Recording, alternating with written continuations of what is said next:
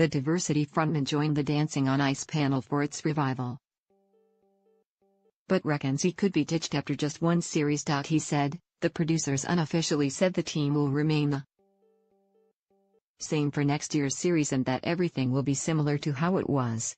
But one thing I've learned in this business is that you should never take anything for granted unless you are there doing it. I've realized how fragile things are. But I'm hoping to be back.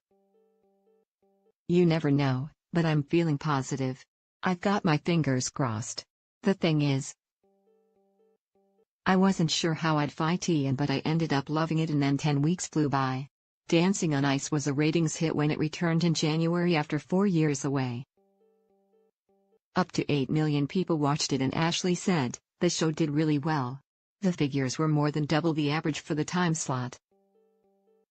I think it's a show people were happy to see come back. A lot of shows go off air, but not many come back to such a great reception. When it comes back next year, the producers will have learned from this series and know what changes to make. Ashley is back on TV for the Nickelodeon Kids' Choice Awards, which go out today at 10:30 a.m. There's no love lost between Ann Widdecombe and Shane Jennick aka Courtney Act. They haven't spoken since leaving the CBB house last month. Ann said, I wasn't particularly friendly with Shane on the show, so there was no reason to stay in contact. I haven't spoken to him. Why would I? My path doesn't cross with Shane J. Why would it? You go on these shows and you meet people and you're with them for a length of time. That's the nature of showbiz. You're with them for 5 minutes, but that's it.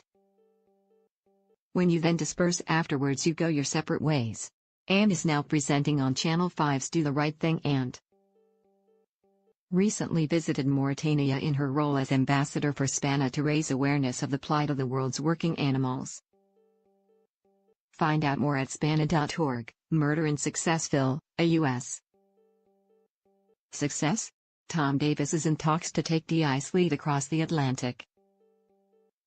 TV bosses in the U.S. are interested in making their own version of Murder in Successville. Speaking at the RTS Awards, Tom said, we're talking about doing it in the States.